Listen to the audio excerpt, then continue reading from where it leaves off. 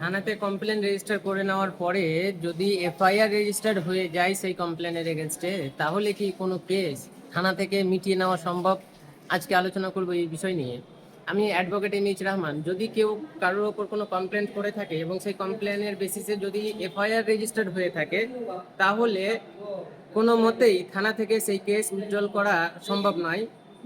যদি অফেন্সটা হয় এইরকম যে যার সাজা 3 বছরের কম রয়েছে, তাহলে সেই ক্ষেত্রে বেল থানা থেকেই পাওয়া সম্ভব। কিন্তু এমন কোনো কেস যার সাজা 3 বছরের উপরে, 5 বছর, 7 বছর কিংবা 10 বছরের উপরে যদি থাকে, তাহলে এই ধরনের কেস থানা থেকে উজ্জ্বল করা কখনোই সম্ভব নয়। এই ধরনের কেস উজ্জ্বল কিংবা এই ধরনের কেসকে ডিসপোজ অফ করার জন্য আপনাকে কোর্টে যেতেই হবে।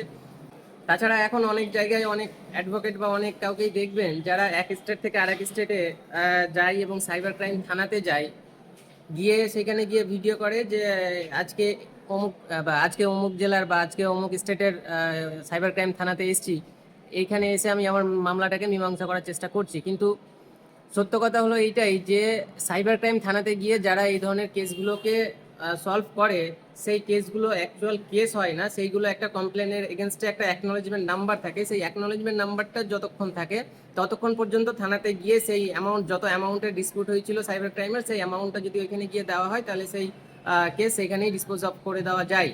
কিন্তু সেই সাইবার ক্রাইম কমপ্লেনের এগেনস্টে যদি অ্যাকনোলেজমেন্ট নাম্বার পাওয়ার পরে যদি আবার এফআইআর নাম্বার রেজিস্টার হয়ে গিয়ে থাকে, তাহলেও কিন্তু সেই সাইবার ক্রাইম থানাতে গিয়েও কোনো কাজ হবে না। তার জন্য আপনাকে যে কনসার্ন যে লোকাল জুরিসডিকশন রয়েছে, সেইখানে গিয়েই আপনাকে আপনার মামলাকে উইথড্রল করতে হবে, বা সেইখানে গিয়েই আপনাকে বেল ফেলের যা ব্যবস্থা সেটা আপনাকে করতে হবে। থানাতে গিয়ে কোনো কাজ হবে না। সর্বদা সতর্ক থাকুন, সুস্থ থাকুন, শুনতে থাকুন আমাকে এবং ফলো করুন অ্যাডভোকেট এম.এইচ. রহমান ফেসবুক পেজ এবং ইউটিউব চ্যানেল। চলুন দেখা হচ্ছে অন্য কোনো ভিডিওতে, ততক্ষণ পর্যন্ত ধন্যবাদ।